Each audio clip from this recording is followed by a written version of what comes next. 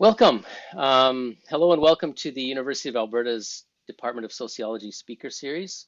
My name is Ken Kane and I am an associate professor in the Department of Sociology and the organizer of this year's Speaker Series event. It's a real pleasure to introduce and welcome today's speaker, Dr. Afua Cooper from Dalhousie University. Before we start, I'd like to first acknowledge the Indigenous land and territory upon which our university and city is built, upon and benefits from, and then let you know more about our upcoming speakers. The University of Alberta is home to a diverse and welcoming community of over 1,000 Indigenous students from across the country, and Edmonton has the second largest Indigenous population of any city in Canada. We celebrate our Indigenous heritage, including the ancestral lands on which our university is located today. To acknowledge traditional territory is to recognize its longer history, reaching beyond colonization and the establishment of European colonies, as well as its significance for the Indigenous people who lived and continue to live upon this territory, and whose practices and spiritualities were tied to the land and continue to develop in relation to the land and its other inhabitants today. And so we respectfully acknowledge that we are located on Treaty 6 territory, a traditional gathering place for diverse Indigenous peoples, including the Cree, Blackfoot, Nakota Sioux, Iroquois, Dene, Ojibwe, Saulteaux, Anishinaabe, Inuit, and the Métis Nation of Alberta Region 4, and many others whose histories, languages, and cultures continue to influence our vibrant community. The Department of Sociology is involved in a number of activities and programs that go beyond this land acknowledgement to apply and incorporate decolonization, reconciliation, and indigenization into our sociological work. The theme of our speaker series is Nature and the Social, which broadly encompasses the many ways that the social sciences and humanities explore, understand, challenge, and practice the complex notion of nature. Dr. Carrie Norgard from University of Oregon will be speaking on March 4th about her environmental justice research with the Carrick tribe in Northern California entitled Salmon and Acorns Feed Our People, Nature, Colonialism, and the Responsibility to Revitalize Sociological Theory. For today's speaker series, I'd like to introduce Dr. Shirley Ann Tate in the Department of Sociology, who will provide an introduction for Dr. Afua Cooper and moderate the discussion afterward.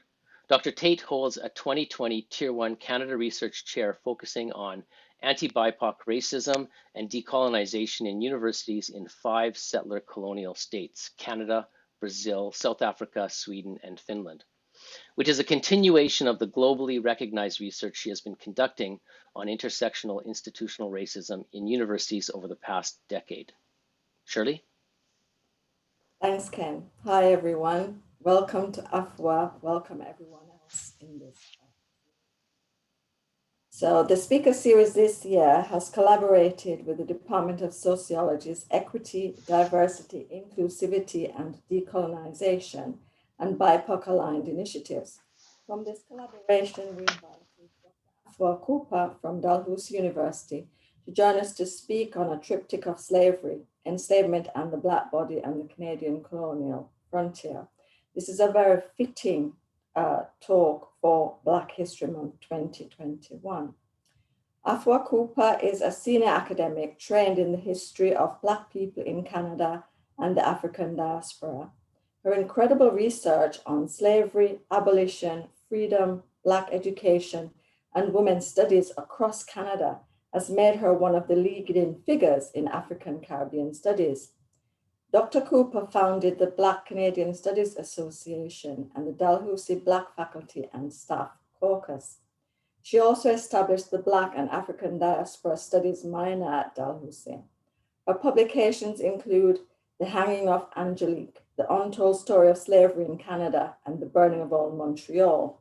And she's co-author of We're Rooted Here and They Can't Pull Us Up, Essays in African Canadian Women's History. She was the recipient of the Daniel G. Hill Community Service Award in 2019 and the Nova Scotia Human Rights Award in 2015. A recognized poet, she has published 6 books of poetry, helped found the dub poetry movement in Canada, and served as Halifax's Poet Laureate from 2018 to 2020. She currently teaches in the History Department at Dalhousie with cross appointments in sociology and social anthropology and gender and women's studies. We'll have time for questions and discussion following Dr. Cooper's talk. Dr. Cooper has kindly agreed to allow us to record her talk, and soon after we'll post a link to this recording on our Department of Sociology website. And so I'd like to welcome Dr. Afua Cooper to the University of Alberta and the Department of Sociology's speaker series. Over to you, Afua.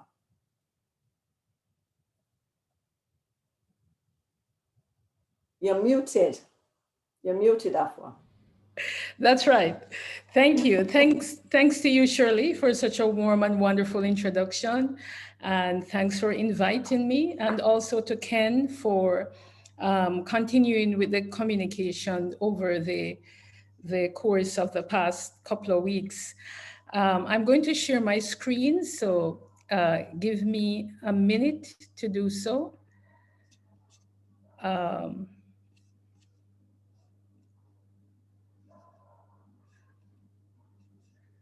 I can't find my screen, and I had just shared it. Can you see it now?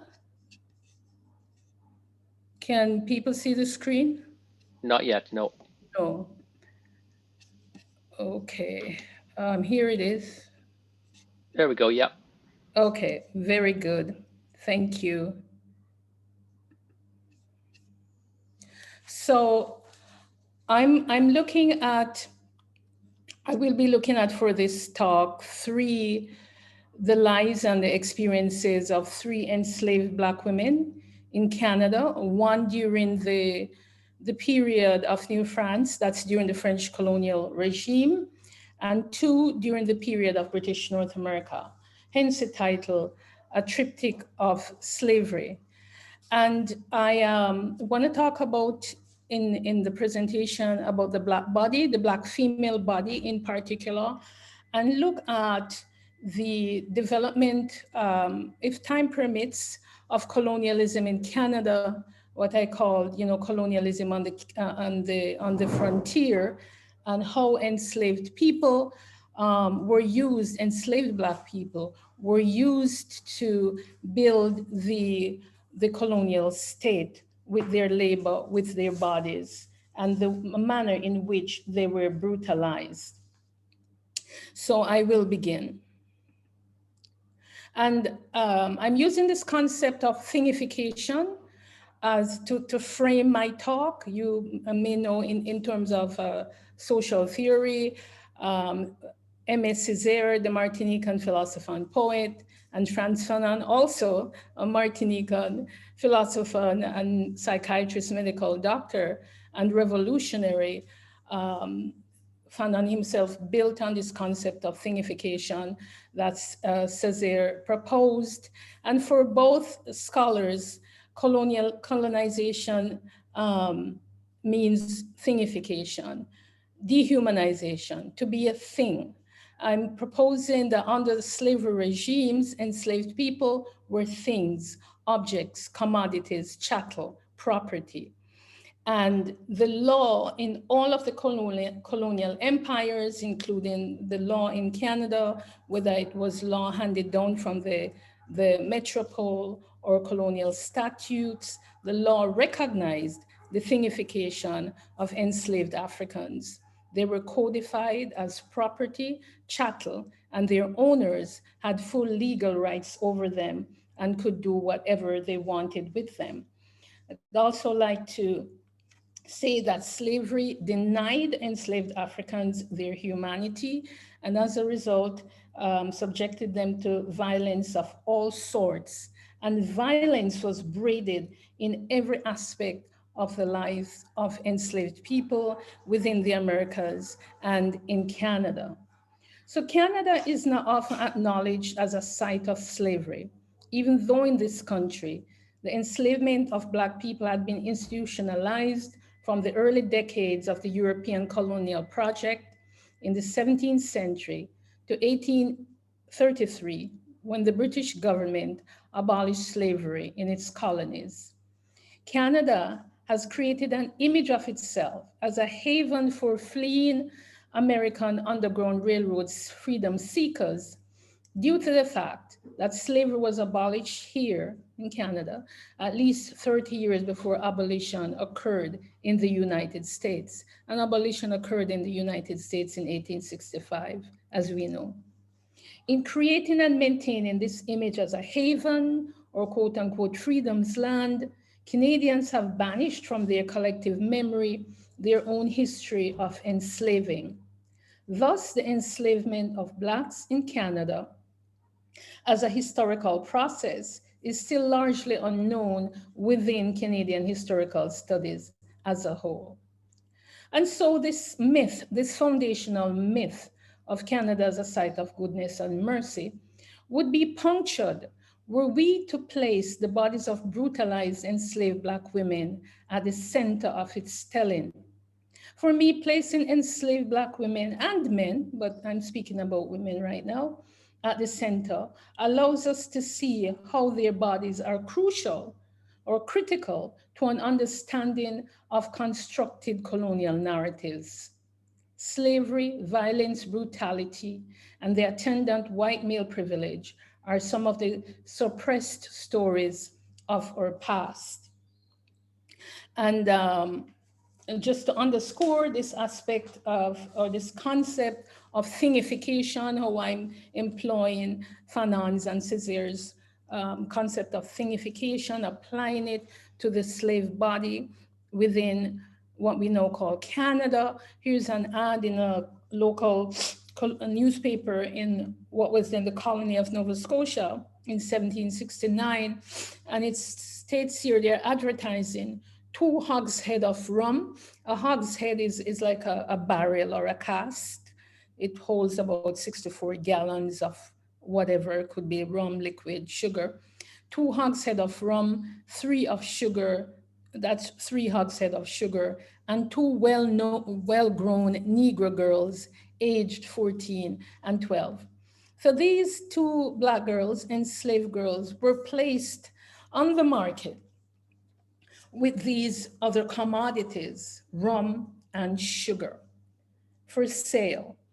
And undoubtedly, these items, the human items and the items of rum, sugar, and what else, had come up in ships from the Caribbean, or it could be South America, or even Central America, up to Atlantic Canada.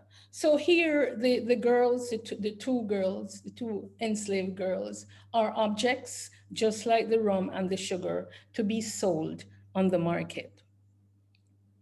And this is a sculpture which is at the Peace Memorial in Alabama. There's a memorial to some of the horror that Black people endured within the Americas. And when you go to that museum, there's a memorial, the museum in Alabama, you come up on several sculptures.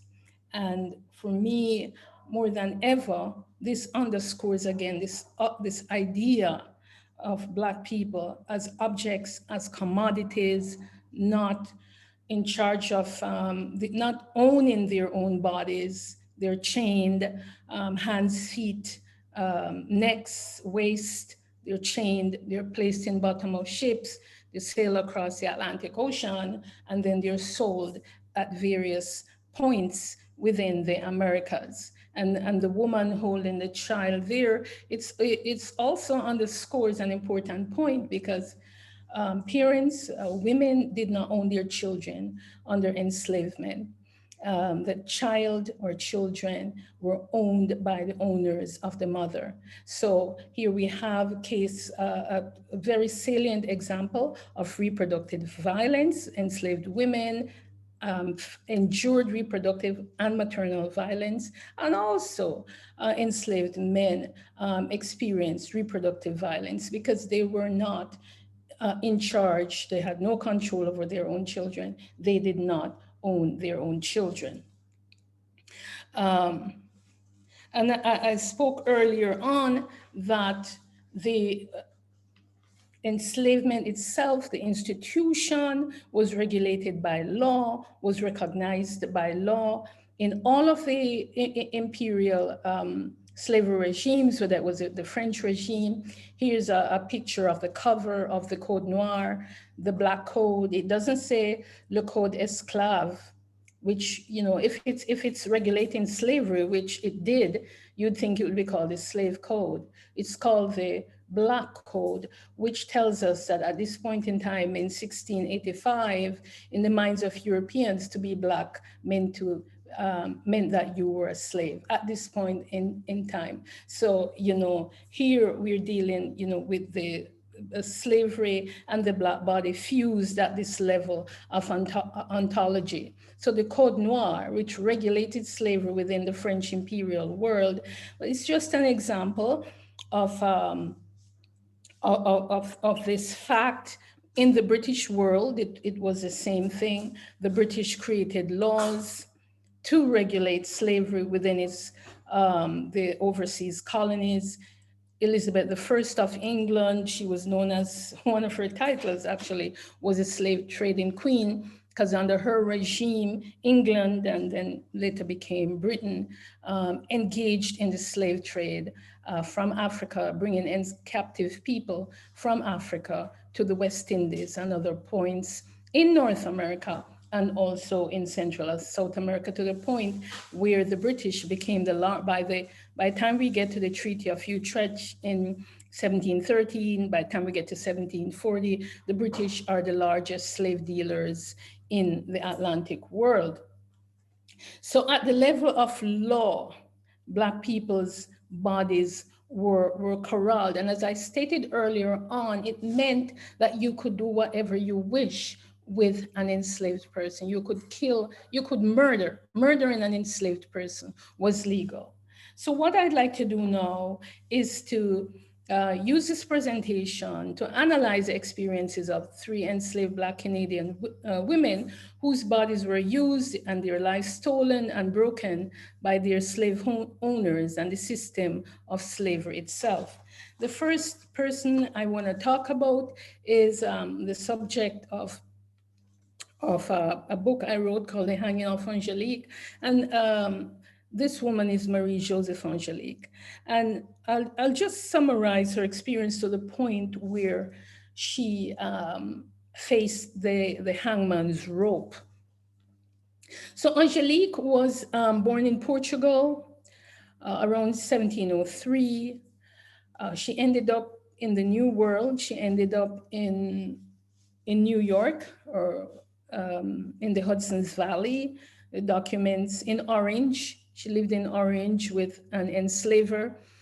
And in 1725, she was sold from Orange, from Albany to Montreal to Sir Francois Poulin de Francheville and his wife, Thérèse de Coin. So she arrives in Montreal in 1725 as an enslaved woman. She worked in the Francheville's household, and she sort of enters history in a dramatic way in April of 1734, when she was charged, she was accused of and charged for setting fire to the city. On the night of the 10th April, the city burnt, huge fire. Half of the merchants' quarter was destroyed. It's now in what is now Old Montreal. Angelique was arrested. She faced a 2-month trial in the lower court in Montreal, which found her guilty. And then the case was appealed to the higher court in Quebec City, and they also found her guilty, but they modified the sentence. Now, we know that in 1733, in November of 1733, Sir Francheville died. That's Angelique's mill owner. And upon his death, Angelique asked her mistress for her freedom. She told her mistress that Sir Francheville had promised her her freedom. And the mistress said, no, you're not getting your freedom. You're still my slave. At this point, according to the trial records, Angelique went on a reign of terror in the household. She threatened her mistress. She said she would burn the house with her. She would make her pay.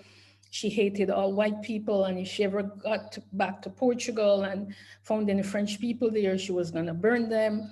All of this she talked about in the trial records. So Madame had already sold her. Madame sold her, Madame de Francheville sold her to someone in Quebec City who was going to sell her down to the French West Indies. And so in April, when Angelique should have been transferred by canoe to Quebec, because the ice on the river had broken, the St. Lawrence River, and the fishing fleet were going out, and they were going to send Angelique to her new owner, the fire occurred. Like I said, Angelique was tried and she was found guilty. She denied setting the fire, and but nonetheless, she still faced. She was still hanged. She suffered a most grisly and revolting punishment. She was first tortured and then hanged. And even in death, her body was disrespected and abused. If the Conseil Superior, that's a higher court in Quebec, if this court had not overruled the Montreal court, Angelique would have been burnt alive, because that was the original sentence, that she be burnt alive. But the higher court overruled that punishment. Peter Hoffa, who is an American historian, he explains that extreme lengths that authorities went through to punish slaves and those of lowly caste. And he notes, and I quote, in the 18th century, colonial punishments were all about the display of state power on one hand and the performance of the convicts on the other, unquote. And this is from his book, The Great New York Conspiracy. Hoffa further notes that when slaves confessed, they submitted themselves wholly to the authority of the state. All the rituals of punishment, including corporal punishments and capital punishments, sent a message to the spectators that the state was all powerful and must be obeyed.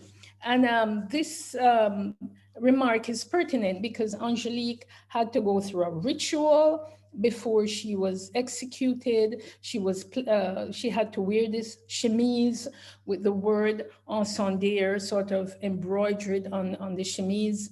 And then she held a burning torch in her hand. She was taken to the portal of the church, the cathedral, Our Lady of Notre Dame, and she confessed to setting the fire and beg punishment of God, the King, and of justice. Yet the judgment and sentence that the court in New France handed down in Angelique's case could not be otherwise. She had destroyed property. Many families had been burnt out of house and home and had lost all their furniture and personal effects. The government had to find tens of thousands of livres to pay for the damages caused by the fire. This was perhaps the most important criminal case the judge, the Montreal judge, Judge Rainbow, had presided over, and he could not allow it to be said that he was soft on the accused. Moreover, Angelique had not endeared herself to anyone.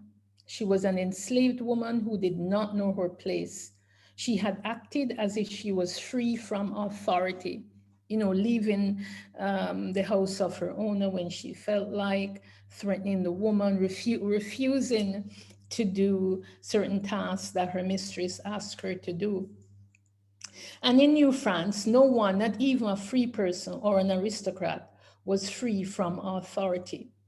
In Judge Rainbow's mind, Angelique had challenged and showed utter disregard for the authority of her mistress and of society. In fact, she had mocked authority.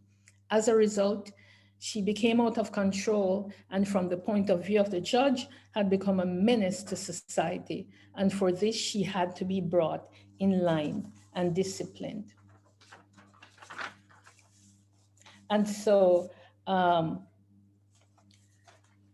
she was hanged As I said, she went through the rituals of punishment, driving around in the cart, begging pardon of the king, God, and justice. And so on the afternoon of June 1734, she was executed close by to her mistress's house, actually. She was administered a sacrament, and ironically, the person who hanged her, Matthew Levey, was himself an enslaved man.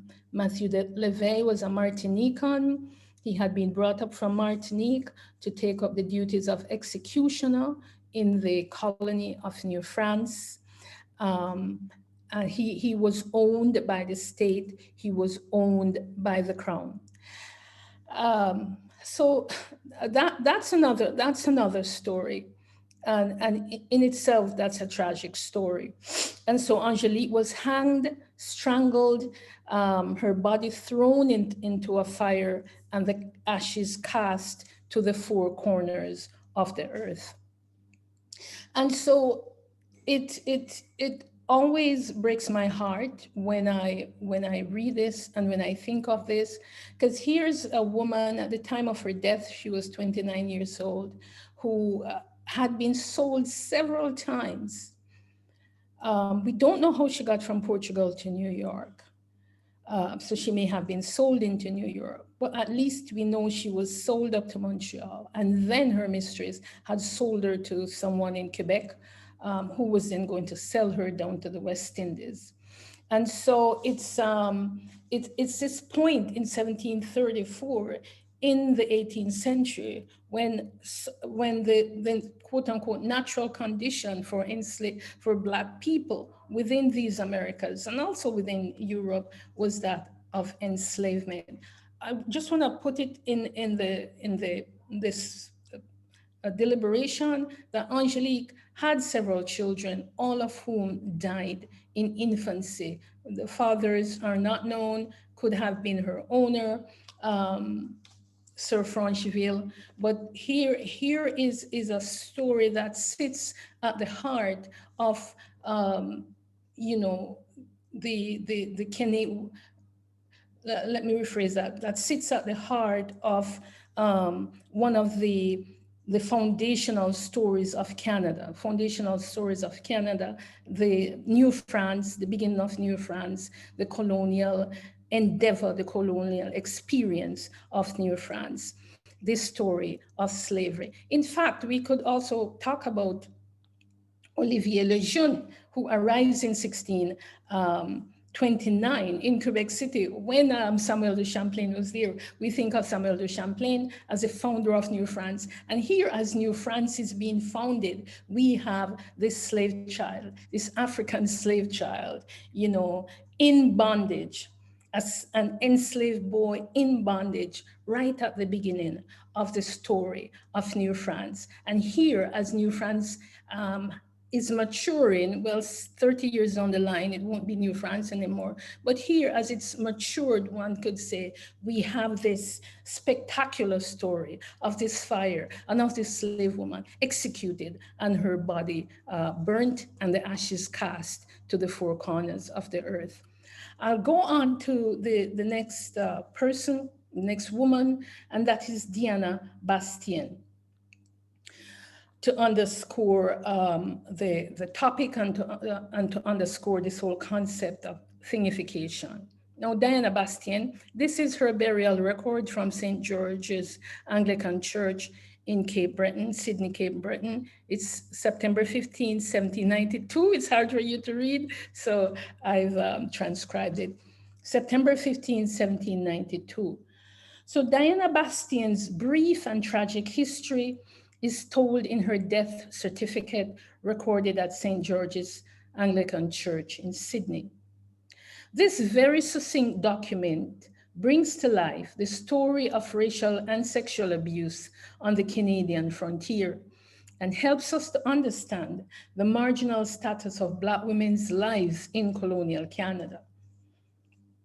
I am suggesting here that, as said earlier, that when we place enslaved Black women at the center of Canada's historical and colonial past, we come to a new understanding of the power and privilege white men possessed and the catastrophic impact this power and privilege had on Black women's bodies. So Diana Bastien, um, she she belonged to Abraham Cuyler. He was a loyalist. He was one of these people, and he was mayor of Albany. So here we have again, as I think about this story, Diana Bastien coming from Albany, let's say 1783, she arrives in the colony with her owner. And I think Angelique came also from Albany um, when it was called Orange. Later it was called Albany. And so Diana Bastien was a child when she comes out with Kyler, who was a displaced loyalist. He had to flee the new United States after the American Revolutionary War. He comes up to Montreal, then he makes his way to Cape Breton with some other settlers who brought their quote unquote servant with him. Um, and Diana was raped at Government House by George Moore. Abraham Cuyler, by the way, was a member of the Governing Council of Cape Breton, and George Moore was also on the Governing Council. And Diana Bastien, for some reason, was at Government House one night when she was raped by George Moore, who made her pregnant with twins. No, as it says in her death record, which I'm so happy someone took the time to write, someone was outraged enough to write, this burial record. She most earnestly implored the favor of Mr. Moore's brother. So Mr. Moore's brother was a judge in Sydney, Cape Breton. And Diana went to him and begged him. She begged for sustenance. She begged for support for her child. But was refused that with every other assistance by her of them. And so she dies in childbirth. One of the babies died too. She had twins. One of the babies died. We don't know what happened to the other one.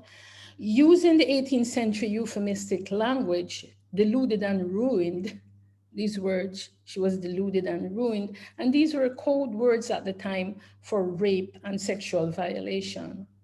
And the writer of the document is telling us that George Moore raped Bastien and thus ruined her.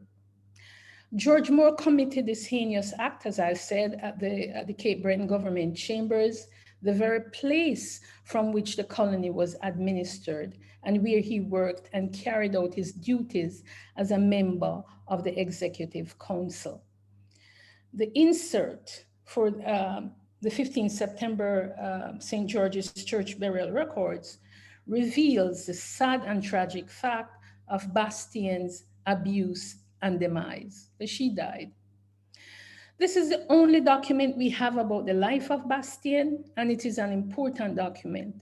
Someone took time to record these incidents of her ruin, her traumatic labor, her death, and her burial. Bastien, unlike most enslaved Canadians, did not pass into obscurity or anonymity. The record of her burial ensures that for 2.5 centuries later, we would know of the violence and atrocities that was committed on her body. We do not know what Bastien looked like. We do not know if she had parents or a sibling, or if she was part of a Black community. It could be that she left blood relatives behind in Albany or other parts of the North or Northeast, as the American Revolution, which convulsed the 13 colonies, divided families, slave and free, Black and white, and sent thousands of loyalists as refugees to the four corners of the earth.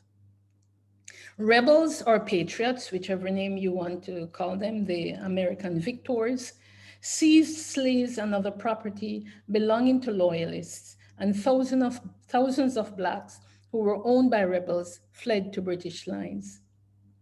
Additionally, a white loyalist reading the writing on the wall fled as fast as they could, that's white loyalists, plural, with as many enslaved blacks they could feasibly take with them. For sure, Bastian's black community, slave or free, was divided by the revolution, as did the community from which her owner came. Her owner, that's Abraham Kyler. And research indicates that the man who raped her, George Moore, was born in Ireland in 1748. He too was a loyalist who came up from the 13 colonies. He was a naval officer, but at the time of the rape was a member of the Executive Council, as I've said. At the time of the rape, George Moore was 44 and Bastien was 15. We glean from her burial record that Bastien might have harbored the vain hope that Moore would acknowledge her and their offspring. But according to the document, she most earnestly implored the favor of Mr. Moore's brother, the judge, to be admitted of her oath concerning her pregnancy by him. And so he refused. He refused to give her that recognition. I don't know at this point where George Moore was, but his brother was a judge in Sydney, Cape Breton. So, you know, nothing was going to come of that. The raping of Bastien was a non-issue because the gendered racist ideology at the time declared that Black women were unrapeable. As a result, George Moore literally got away with murder because she died. By the time of Bastien's rape, white people had gained ascendancy as a superior and privileged racial caste who wielded what scholar Edward Baptiste called a right-handed power that wreaked havoc on Black people and their lives.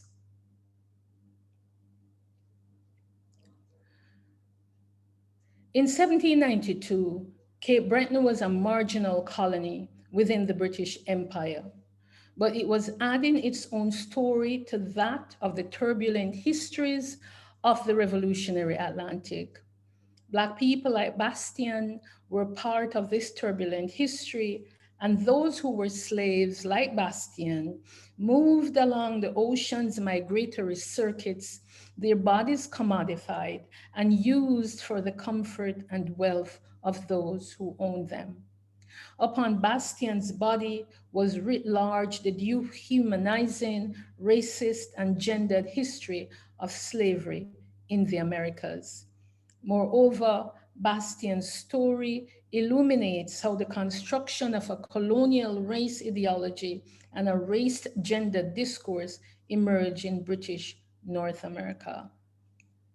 Additionally, it takes us into the world of loyalist migration, slave movement and displacement in the northern colonies, colonial ambitions of white men, and the ever-present meta-language of race on Black women's sexuality. And that's, as you know, from Higginbotham, from her important work, Black Women and the Meta-Language of Race.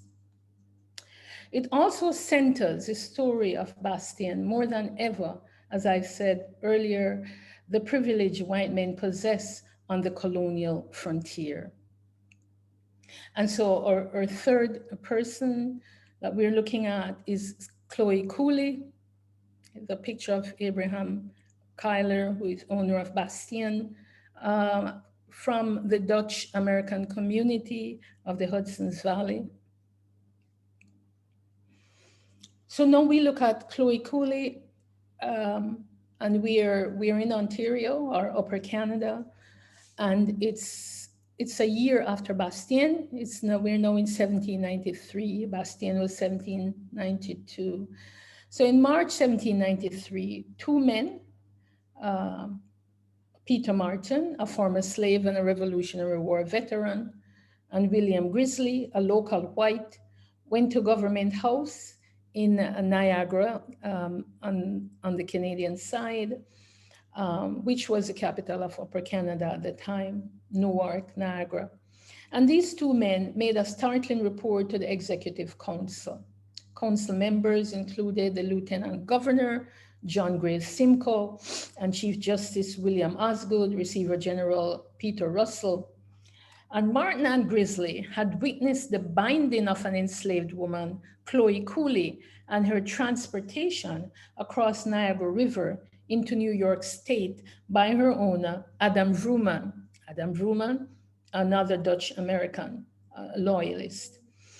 In an official correspondence to London, Simcoe wrote, and I quote, Peter Martin, a Negro in the service of Colonel Butler, attended the board for the purpose of informing them of a violent outrage committed by one Vrooman residing near Queenstown on the person of Chloe Cooley, a Negro girl in his service, by binding her and violently transporting her and violently and forcibly transporting her across the river, that's in the Niagara River, and delivering her against her will to persons unknown.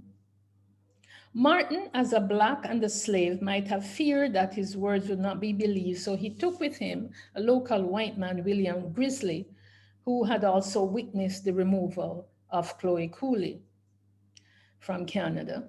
Grizzly, it seemed, worked for Vrooman, and Grizzly backed up Peter Martin's allegations. He noted that on Wednesday evening, he was at work at Mr. Vrooman's near Queenstown, who was in conversation with him, told him he was going to sell his Negro wench to some persons in the States, that in the evening he saw the said Negro girl tied with a rope, and afterward a boat was brought, and the said Vrooman with his brother and another man named Van Every forced the said Negro girl into it and carried the boat across the river, that the said Negro girl was then taken and delivered to a man upon the bank of the river, that she screamed violently and made resistance, but was tied in the same manner.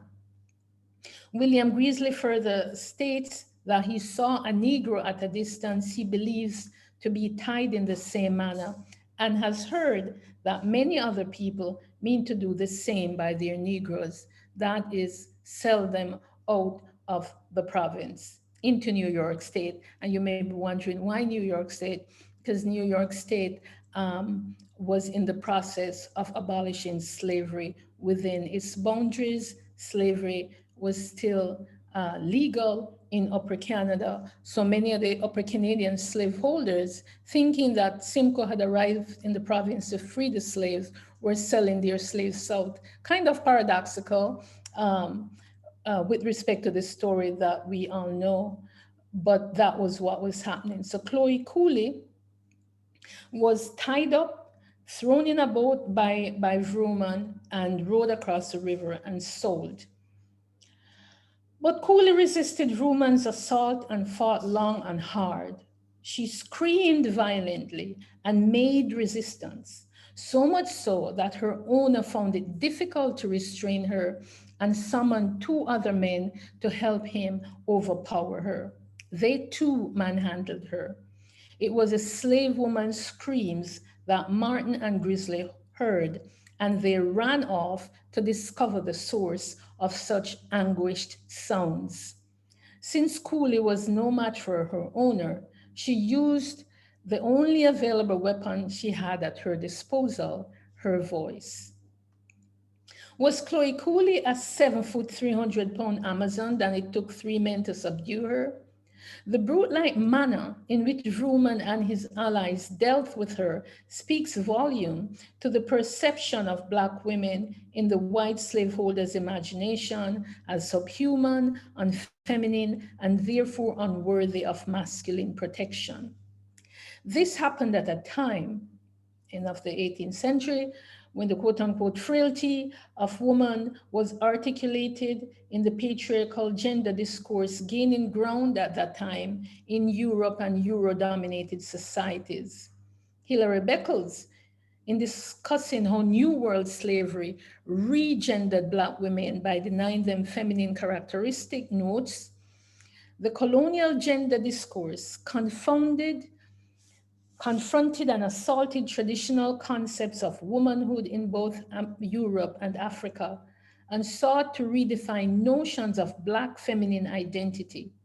The Black woman was ideologically constructed as essentially non-feminine, insofar as primacy was placed upon her alleged muscular capabilities, physical strength, aggressive carriage, and sturdiness. Pro-slavery writers presented her as devoid of feminine tenderness and graciousness, in which the white woman was tightly wrapped. And that's the end of that quote. So Simcoe, Governor Simcoe was incensed on hearing this report from Martin and Grizzly, and you may ask me why later on. He felt that this could be the ammunition he needed to end slavery, and he therefore directed his Attorney General, John White, to prosecute Vrooman for such breaches of the public peace. And then, John White, his Attorney General, replied to him that he really couldn't prosecute Vrooman because Vrooman was well within his rights as a slaveholder. And one historian, William Riddell, he notes that Chloe Cooley had no rights which Vrooman was bound to respect. And it was no more breach of a peace than if he had been dealing with his heifer. It is interesting to know that Riddell likened Cooley to a heifer or a cow. Riddell might have made this comparison deliberately to highlight her chattel status and to underscore the fact that Africans were often seen by whites as not human. And so the Attorney General couldn't prosecute Vrooman because he was well within his rights. I'm going to end with this document that Vrooman wrote to Simcoe, because Vrooman heard that perhaps the government wanted to prosecute him, so he made this preemptive strike. He wrote a letter to the government, in fact, to Simcoe. So he responded to the charges in a language that was defensive, obsequious, and at times combative in justifying his treatment and sale of Chloe Cooley. This letter to Simcoe sheds more light on the history and origins of Cooley and her owner's relationship with her. And he writes, "The petition of Adam Vrooman humbly sheweth that your petitioner, sometime the beginning of March last, sold a Negro woman, which woman he had sometime before purchased of Benjamin Hardison of Niagara, and since the last quarter session, your petitioner has been informed that an information had been lodged against him to the Attorney General relative to his proceeding in sale of said Negro woman. Your petitioner had received no information concerning the freedom of slaves in the province, except a report which prevailed among themselves. And if he has transgressed against the laws of this country by disposing of property from which he legally purchased from Benjamin Hardison, he naturally supposed to be his own, it was done without knowing of any law in force to the contrary.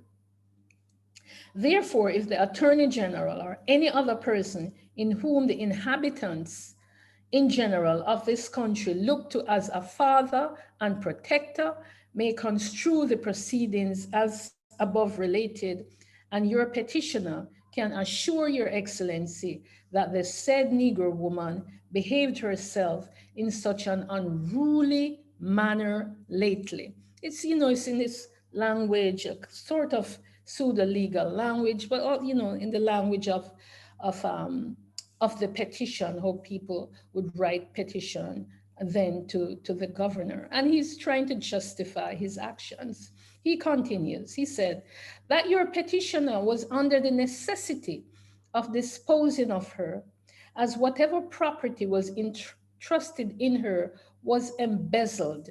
his service neglected by her frequently eloping therefrom, and that he was really afraid of receiving more injuries at her hand, provided he had kept her. And should an inquiry be thought necessary, your petitioner will cheerfully attend and give a true statement of his proceedings in the manner to whatever person or persons that may be nominated for the purpose. Um, in duty bound will ever praise, signed Adam Vrooman.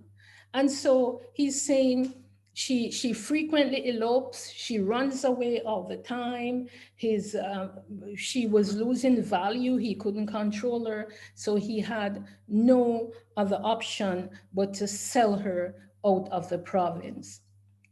And Ruman informs Simcoe and Prosperity that he knew Cooley was legally his slave, that he had purchased her from one Benjamin Hardison, and as a result, he did not break the law when he sold her across the Niagara River. I think I find this letter wonderful because it's this little document for me is really important because it gives us insight into the life of this woman, into the life of Chloe Cooley, this woman who was tied up with a rope and beaten and rowed across the river. And here's her owner saying, he writes to Simcoe saying, I had to sell her because she was really a bad slave. So he sold Chloe Cooley. The charges were dropped against him. And as for Cooley, nothing more was heard about her. So that inspired Simcoe in July 1793 to pass this bit of legislation, 1793 Act to limit slavery in Upper Canada. It was his intention to officially legally abolish slavery in the province in 1793 because of the Chloe Cooley situation, but there were so many slaveholders in his government that he could not. So what he did instead was to pass an act that banned the importation of enslaved people into the province of Upper Canada. The act did not free one Upper Canadian slave, didn't free one slave. But what it did actually was to make it so that Upper Canada became free soil for foreign slaves. Remember, the act banned the new importation of slaves. So African American enslaved people, especially those who lived in border states like Kentucky and Delaware and Maryland and so on, began hearing of this free soil in Upper Canada. And by the closing of the War of 1812, we have enslaved African Americans running into Ontario because once on the soil of Ontario, they were free. That was not the case for enslaved people within the polity of Upper Canada. If they needed freedom, they had to run to Michigan or to the Northwest Territory, like Ohio and so on, to gain freedom. Really interesting. And even to New York State and to Vermont, you had Upper Canadian slaves running to the northern states for freedom because the northern states were in the process of abolishing slavery. Upper Canada did not abolish slavery. And so we have this paradoxical situation. And then at the beginning of my talk, I talked about what it is that most Canadians know about slavery, and it's this Underground Railroad narrative. But this Underground Railroad situation would not have happened had it not been really for the brutalization of Chloe Cooley's body in the Niagara region. I'm going to end by saying this plaque. So you may be wondering about the plaque, because here's this plaque on the Niagara Highway. If you go to the town Niagara on the lake, on one side is Ontario, and then there's a river, and across the river is New York State. And there's like a little ferry dock. You walk down to the river, there's a little ferry dock, and in former times, you could take a ferry and cross over into New York State. We know that was where, that was the point from which Chloe Cooley was rowed over into New York State. So this plaque is right there at that site or close to that site. And I was involved in getting this plaque up because for a year I worked for the government of Ontario with the Ontario Heritage Trust in the whole bicentenary commemoration. And commemorating Chloe Cooley was one of the initiatives that were carried out in 2007. So in 2007, the province of Ontario commemorated the bicentennial of the British Parliament's 1807 Act to end the transatlantic slave trade. And throughout that year, 2007, numerous educational, political, cultural, and historical events took place across the province, marking Black history, slavery in particular. One major initiative was a plaquing of 5 Black history sites. Chloe Cooley was one of the historical personalities that the province honored and commemorated. And here is a plaque in her memory, or a picture of the plaque. If you go to Niagara on the Lakes, you can see this plaque.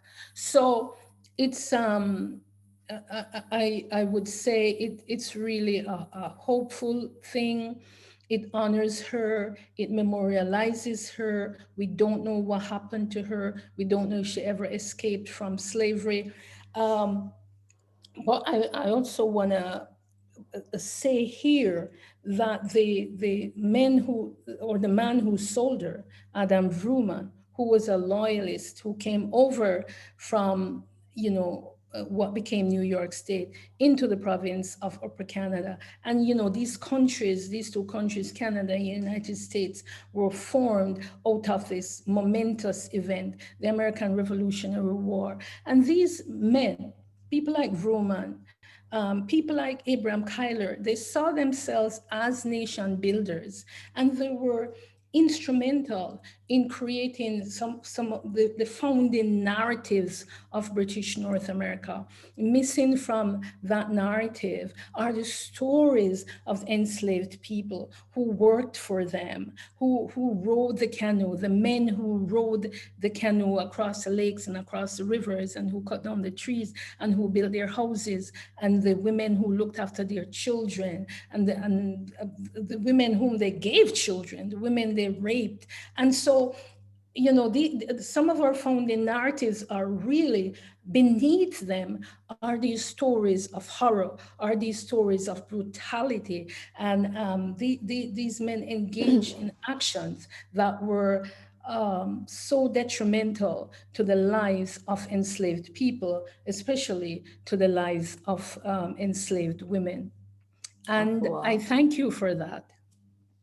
Afua, thank you so much. You ended exactly as I was going to say, Afua. You're nearly out of time. That was really well done. Thank you, and happy Black History Month. Hence my my colors here. Yeah. So thank you, Afua, for that presentation. We can post questions in the chat if we like, and we'll look for the questions. And we can also use our hand in the reactions button at the bottom of the screen if you want to pose questions to Afua. I think you have to come out of the screen share, Afua. Okay. Make it easier for us to see. Right. Okay, so I just press stop share. All right. Yeah, that's it. There you go, yeah. Yeah. Thank you. And when you're going to ask questions, if your camera isn't on, just turn your camera on so Afua can see you. Any questions, anyone? No comments?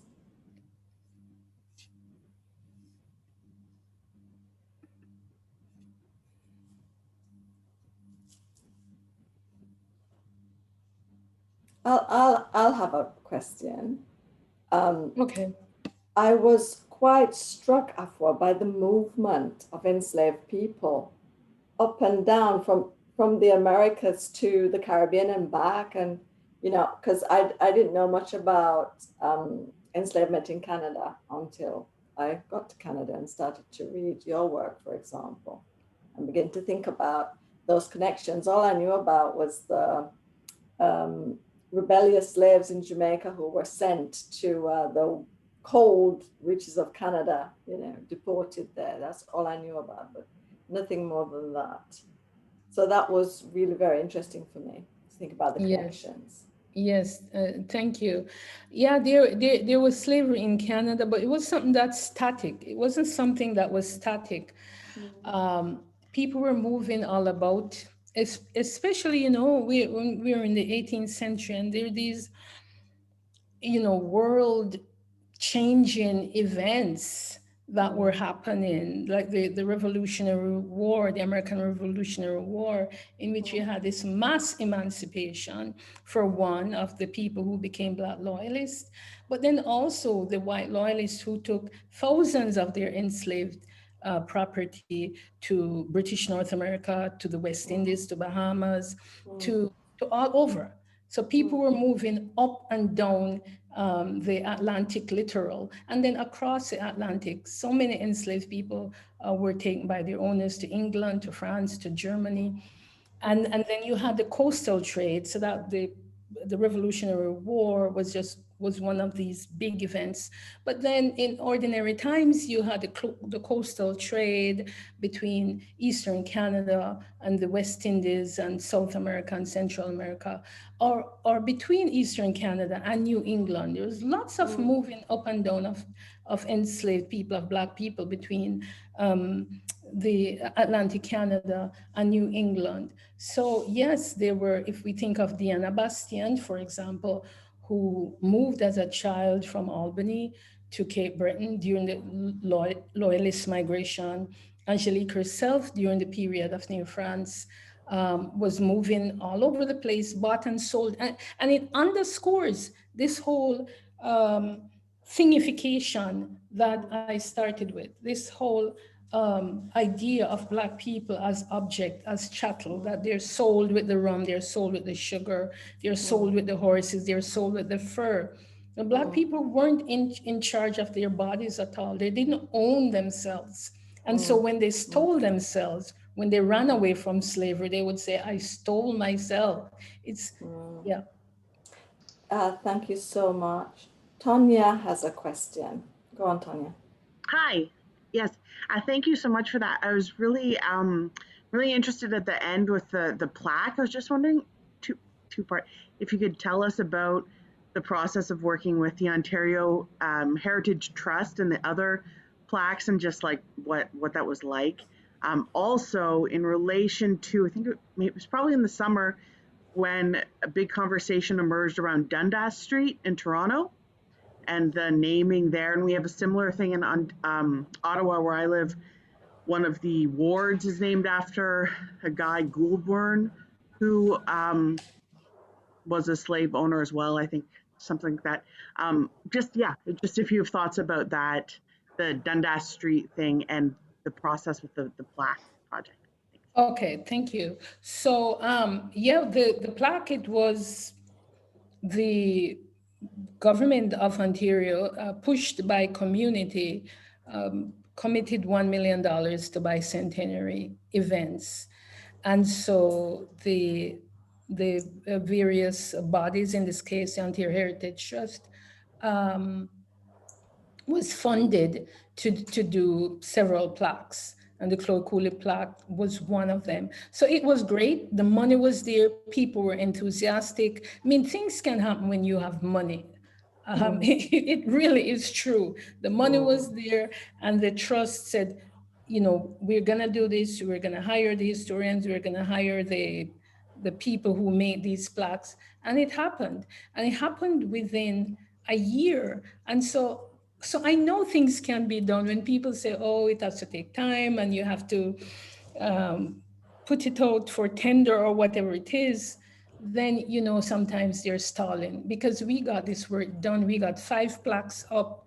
And because Chloe Cooley, her story, she was such an important figure in this whole discussion about slavery and freedom in Canada, that she was one of the names that came up, and it just happened because the will was there and the money was there. No, yes, Dundas, it's funny because in all the story about Chloe Cooley, there was Dundas, because Dundas was Secretary of State at the time when Simcoe was trying to abolish slavery. And he would write these letters to Dundas. And he names the street Dundas. Blame it on Simcoe because he named so many places in Upper Canada after his family members or his friends, and Dundas was one of them. And so the charge against Dundas is that he stalled the act in Parliament to um, to end the slave trade. So I talked about that in 2007. We did the bicentenary. 1807, the British government ended the slave trade. Well, there were abolitionists who wanted the slave trade to end from about 1880, let's say, and Dundas, who was a member of Parliament, stalled, voted against the passage of this act, and used his tremendous influence and prestige to make it not passed. So people who have worked on this story said, for another 30 years, hundreds of thousands of Africans were imported into the British Empire because of Dundas's reluctance to end the slave trade. So it's a big discussion that's happening now. The whole issue of naming streets, towns, and so on, schools named after people who supported the slave trade or were involved in slavery. But I will also point out to people that this discussion, actions have been taken since the longest while against, some of these people like Dundas in the West Indies. In the 1970s, the Martinicans, when Aimé Césaire was mayor of Fort de France, they took down a lot of those colonial statues and they renamed places, Karl Marx Boulevard, for example, to St. Louverture Highway. So in the Caribbean, we have been doing this for 40 years now in a very quiet way, but we've been doing it. Well, I'm saying the discussion is ongoing, and action, action items are happening.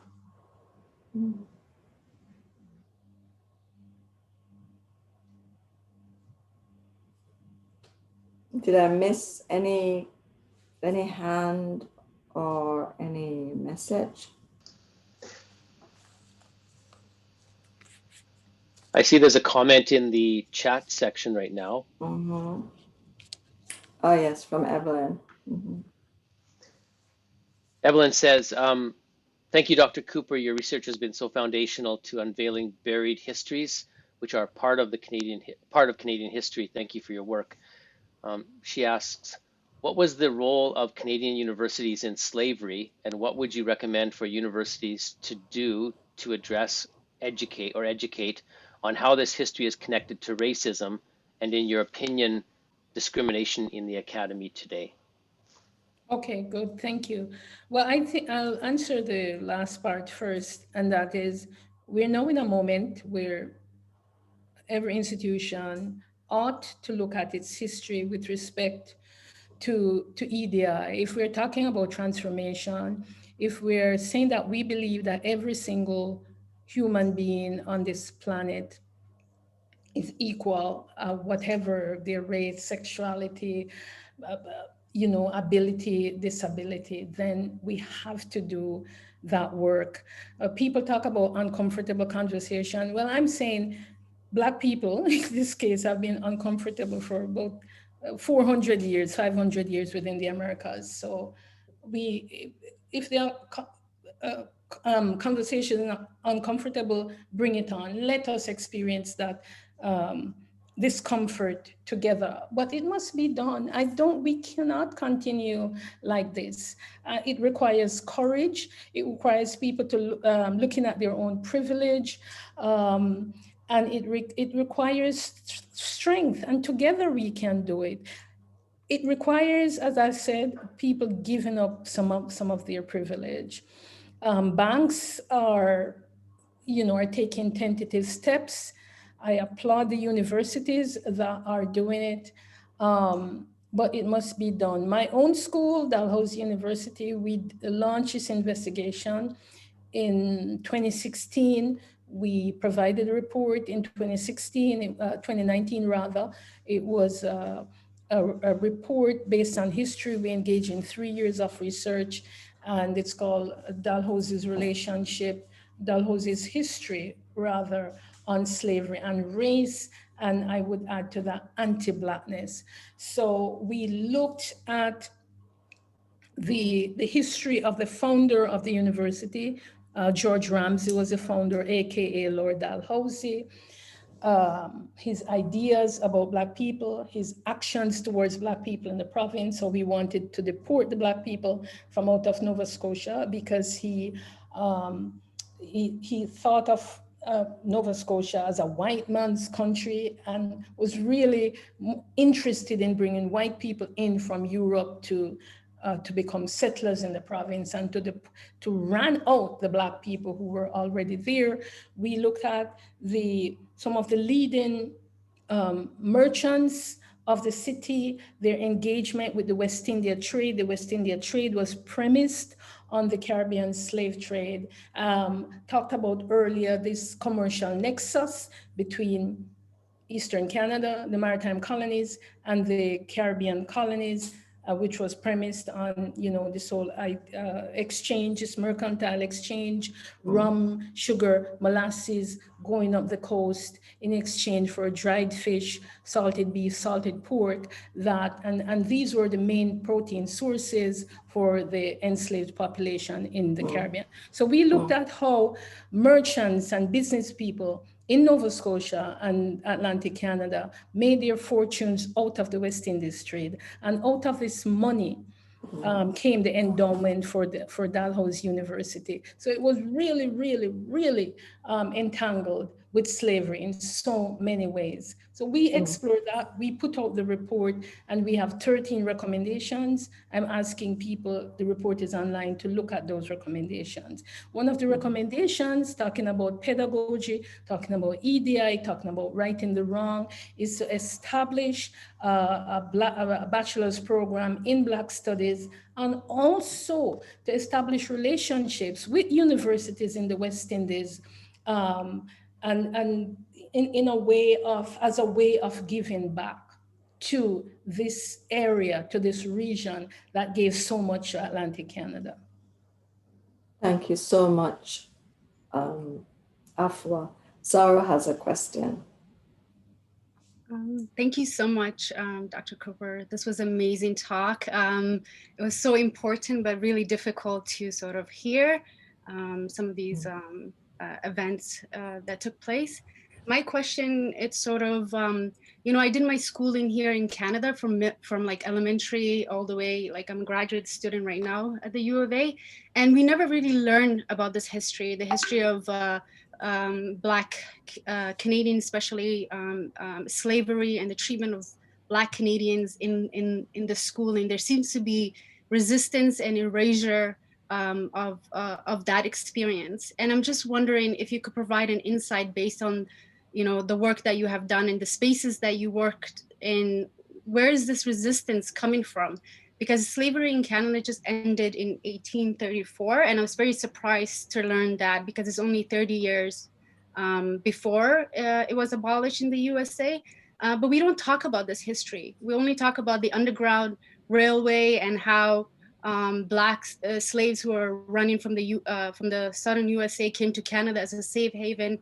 But just your talk sort of paints a totally different picture that we never get in the K-12 schooling, as well as in university institutions. So thank you so much again. This was very, very informative. And yeah, thank you.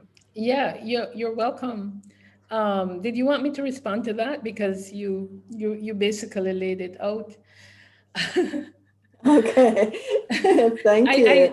I think as Canada started to Canada, British North America becoming Canada, started to develop its own identity, it sought for ways to differentiate itself from the United States. The United States was this aggressive, um, warmongering country that had slavery and then Jim Crow and lynching and all of that.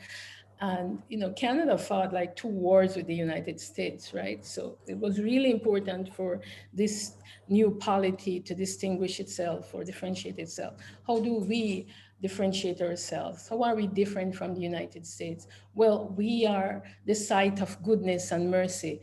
Americans ran to Canada for freedom, right? So they latched on, and it wasn't as if people didn't know that there was slavery in Canada prior to the Underground Railroad era. People knew because they wrote about it. That's how we get all this information about slavery in Canada. Slaveholders wrote about it, the government wrote about it, but they latched on to this idea of themselves, and as I've said, nice, polite, good, and and hence you had the development of this myth. So we are engaged in this myth making, and when you make myth, sometimes you're going to erase a lot of things, you're going to hide a lot of things. And one of the stories that many stories that were hidden, many stories about different people, different ethnicities, but certainly for the Black community, this story of slavery was just pushed under the carpet. It was erased, bulldozed. If you think of Africville as a metaphor for Black history, how Africville was bulldozed. The same thing happened to, or a similar thing happened to this history of slavery in Canada. But it's all there. Documents are all there, right? So it is part two. We talk about what can universities do to own up to its history. We as a nation, all the institutions in this nation, we have to own up to this history. Thank you very much, Afua. There's a question in the chat from Cecilia. She says, thank you for this presentation, Dr. Cooper. I'm interested in reading more works and texts to understand the history behind racism and slavery, and I was wondering if you had recommendations in that sense. Oh, yes. Well, there's a whole bunch of work that people can use to understand racism and slavery. I'm thinking of there's a philosopher by the name of Charles Mills. He's actually Canadian Jamaican. He's in the States. He wrote several books. One is called The Racial Contract, Blackness Visible. Another one is called Blackness Visible, because I think sometimes important for us to understand the philosophical underpinnings of white supremacy and this notion of Black inferiority. And Mills does a great job in Racial Contract and Blackness Visible. I think of, and I began with Aimé Césaire, obviously. He's influenced me a lot as a post-colonial theorist, because oftentimes when we think of, post-coloniality and post-colonial theorists, we don't think of the Black authors and the initiators. People like Aimé Césaire, who's Caribbean, and Frantz Fanon. Frantz Fanon is huge in post-colonial theory. If you look at Frantz Fanon's work on nationalism, The Wretched of the Earth, Black Skin, White Mask, Césaire's work on this called Discourse on Colonialism, which I actually teach, and it's online, it's free, it's only 45 pages, but a tremendously important work in post-colonial theory and in understanding racism and how racism links to slavery and white supremacy. Eric Williams' work, Capitalism and Slavery. So many people, if you want to look at EDI, the whole EDI initiative, some of our colleagues have written this book, The Equity Myth. One of them is from Alberta, Dr. Melinda Smith. Books on slavery in Canada, Harvey Amani Whitfield, Kenneth Donovan, Maureen Elgersman Lee. If you want, I could send you or send Ken or Shirley a small bibliography. But so much foundational work has been done, and we have there is no excuse. The work is out there, the work is done, the work continues to be done, and we just have to commit ourselves to reading and to acting and to doing what we need to do. Thank you so much, Afua, for those stirring words. And Rebecca has said, yes, please send all those resources. I would love to learn more. So please Okay. send those resources to us for sharing with Okay, people. making a note of it right now. Yeah, and thank you very much for a really informative session. I know everyone really enjoyed it. For some people like me, it might have been the first time that they had such a history lesson into the Black presence in Canada and enslavement as well. And I'm really glad that you began. Sarah's just said to me there's a question in the chat. Okay, Sarah, I'll stop and look at the question in the chat. Where is it? Okay, I see it. This last question has got to be from Alyssa. And how can we apply this knowledge and awareness of enslavement in Canada into other fields? I'm studying nutrition and food science and global health and would love to understand my role better in taking action. Okay, good. Thank you for that question. I think a big part when we're studying enslavement is to look at the legacies of enslavement. So two things, even before we get to the legacies. The first thing is how the enslavement of Africans within the Americas, how it, simply put, it created the wealth of the world, right? So the European empires got their wealth from the bodies of Black people. So when you look at the institutions that were created out of slavery, the banking system, in Canada here, one of our big banks, the Bank of Nova Scotia, started in 1832 in Halifax, Nova Scotia, by several people who were involved in the West India trade. They made their fortunes from the West India trade. And when you have surplus capital, you invest in other things, banking, insurance, so on and so forth. So the banking system, cultural institutions, the stock market, for example, the New York stock market, the first items that were traded on the stock market were African bodies. The Lloyds of London, became one of the biggest insurers on the planet, got its start in the business world by insuring the bodies of African captives. They insured slave ships. It's one of the biggest financial companies on the planet today. That's how it got its start. So Black people created the wealth of the world. So think of that. Think of, if you're in food science, the kind of cuisine that were created by enslaved people, which are now kind of sexy food. You know, we think of the cuisine of Louisiana, right? Jambalaya and shrimp and crawfish and what have you, jerk chicken from Jamaica. What were slave food are now international cuisines, right? Different types of international cuisines. But to get to the second point, you're doing food science. Think of how Black people all across the Americas, in Europe and Africa too, in so many communities, we are deficient in certain nutrients, right? Or babies or children.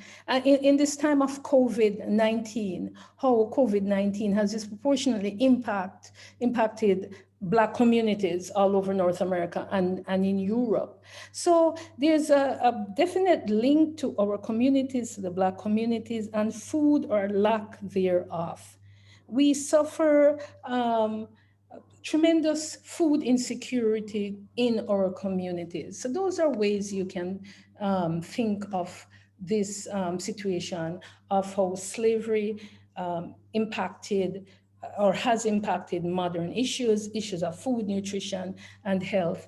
Slavery is writ large everywhere in our modern world. We're still dealing with the legacies of slavery. We're still dealing with the impact of slavery. I mean, think of how Black cultural production has been taken over by white people, in whether it's in film, in music, in art, in dance, in whatever. Black people still not enjoying the fruits of their labor vis-a-vis cultural production. So it's in a way, our bodies have been consumed by white people, by white supremacy, by a system created by white people. Not only our bodies, but what we produce, our cultural production. It's really, really tremendous, and it goes deep. And we owe it to ourselves, all of us, to educate ourselves and to be aware. So when we go in the classroom, when we go into wherever, when we go into the banks, when you go into Royal Bank, when you go into CIBC, when you go into Bank of Nova Scotia, think that slave money created these institutions, and yet still Black people can't get loans or find it hard to get a loan from these institutions. Yeah. Thank you so much, Afua, for that. I You're have a welcome. question from Deirdre Costa in the chat. Thank you so much, Dr. Cooper, for that powerful talk. I have taught your work in undergrad classrooms and routinely get the question of why we don't know this history. I hope we can look forward to a time when people don't have to hear that question. I'm wondering whether you think the multicultural state of Canada has hindered or helped struggles against anti-Blackness in Canada. Thank you. I think every country, every polity needs a guiding framework. So multiculturalism as a guiding framework is good. So it's great. It's a great framework if you think of every group, everybody is equal. I mean, that's a theory, right? We know the practice in practice it's not so. But we all have to have a vision. We have a vision for ourselves as individuals. We have a vision for our families. We have a vision for our village. It's good to have a vision for our nation. So in that sense, it's good. Um, but the problem with it, nothing is wrong with multiculturalism per se, is now when it is to be enacted, how is it enacted? And then you bring the issue of power in it. And power, I mean, in this case, political power. So politicians go in and they want to get reelected, the next 4 years they're in right now, and they're thinking of 4 years down the line, and they lose their courage, or perhaps they don't care, and they respond to the more powerful constituents, right? So if Black people are not seen as a um, a powerful group of people, and now we know that there are 1.3 million Black people in Canada, and I think the politicians are waking up to that because they see that 1.3 as a powerful voting bloc. But unfortunately, in bourgeois politics, if you're not seen as powerful, as having economic power, um, people will ignore you. And for the longest while, Black people have not been seen as a powerful economic group. And so as soon as politicians go in, they get your vote and they ignore you. I think this time around it might be different because different segments of the Black community are really organizing, are really holding politicians' feet to the fire, and we may see. And again, we talk about Black agency, Black people as subjects. You see Black people acting in a way that we're saying we're not going to be taken for granted. Black lives matter, Black people matter. So it's gonna be interesting to see how from now in the next 3-5 years how multiculturalism is gonna be articulated, if it's even viable. But I think it's important because we cannot at this stage in the life of the planet retreat into a kind of narrow nationalism or tribalism, but the Black humanity must be recognized. As Black people, we know we're human beings, right? But the people who have power, if we take it from a Foucauldian point of view, they have to realize that. But we're not gonna be cast out of, we're not going to allow that situation to continue. The Black community, Black people being cast out of humanity. It's a discussion that needs to continue, because we Black people have been fighting for this for hundreds of years, and it's important that there are allies from other communities. Allyship is important.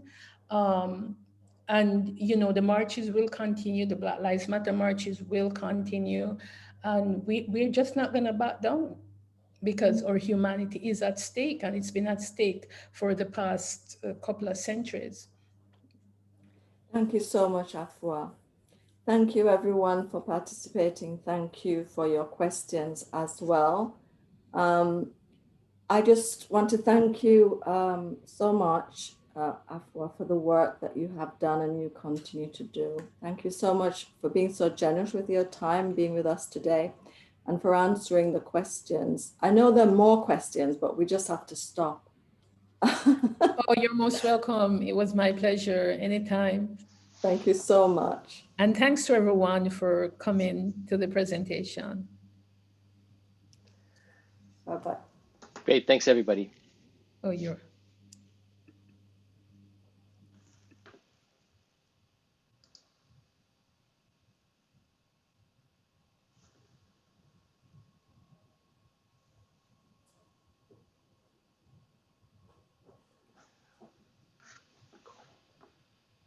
That was great.